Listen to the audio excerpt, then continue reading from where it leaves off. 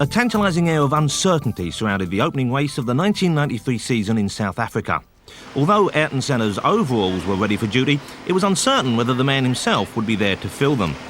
At the end of the day, he did indeed take to the track at the wheel of the McLaren MP48, which had shown so much promise in pre-race testing.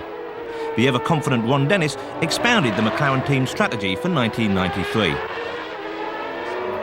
Contractual issues have become of secondary importance, and I'm quite optimistic that as the year unfolds you will see some very interesting tactics and strategies employed to hopefully win the World Championship. Alain Prost strolled back into the Formula One fray, now taking over as new Williams team leader in place of Nigel Mansell.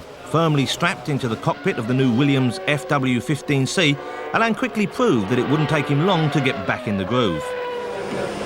Meanwhile, Damon Hill had everything to smile about. The former Williams test driver had been promoted to the full-time Williams race team. Michael Schumacher, meanwhile, had high hopes for his Benetton Ford package, and Jean Alesi stepped confidently out of his hotel, anxious to do battle in the new Ferrari F93A. JJ Leto waiting for his first run in the new Sauber, while Michael Andretti swapped notes with Mika Hakkinen. Brazilian new boy Rubens Barrichello listened intently to advice from Ayrton Senna, while Johnny Herbert pondered Lotus's latest two-wheel Challenger, perhaps wondering if it might be better than his regular 107B. So no real surprises there, with Prost and Senna lining up on the front row of the grid, but Blunder was deservedly happy with his 8th spot.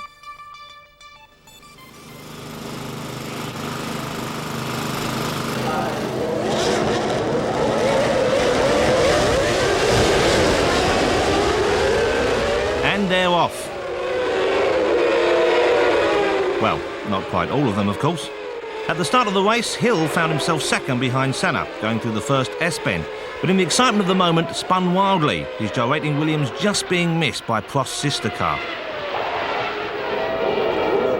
Andretti's Formula One debut ended after a late start, his McLaren now transformed into a tricycle following heavy contact with Derek Warwick's footwork. Prost settled down in 3rd place from the start before moving decisively ahead of Schumacher's Benetton to take 2nd place going into the S-bend beyond the pits.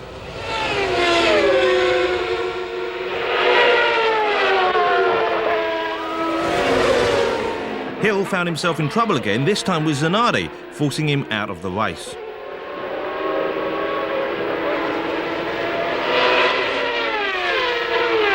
With typical determination, Senna proved unbending under pressure, twice sitting it out with Prost at the same point on the circuit.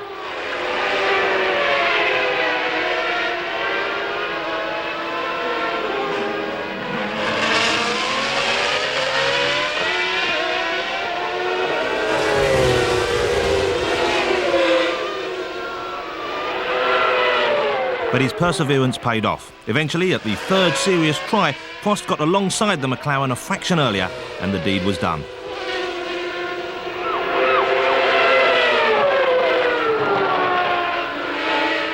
Schumacher then also overtook Senna, but Ayrton was destined to get back ahead of the German driver after the routine tyre stops.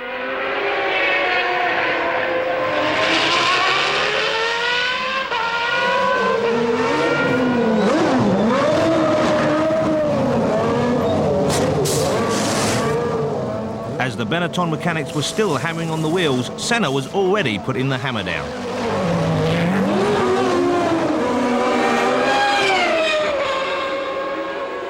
Prost reeled off the remaining laps firmly in command, but when Schumacher went to overtake Senna for 2nd place again, the Brazilian made sure that there was hardly enough room available, and Schumacher spun.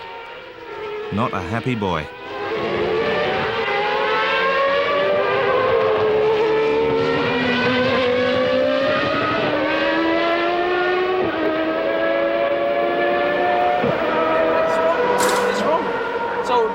Somebody has to go to Roland Bunserite to this guy and tell him what he's doing. I mean, it's not right from my point.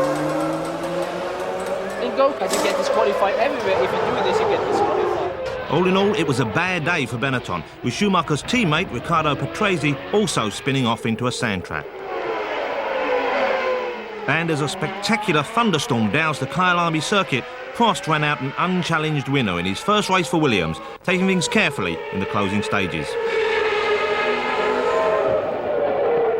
Those dire conditions saw Derek Warwick crashing on the very last lap, losing a championship point on his return to Formula One. While Prost was singing in the rain, Christian Fittipaldi and his father Wilson also celebrated a fine fourth place for Minardi.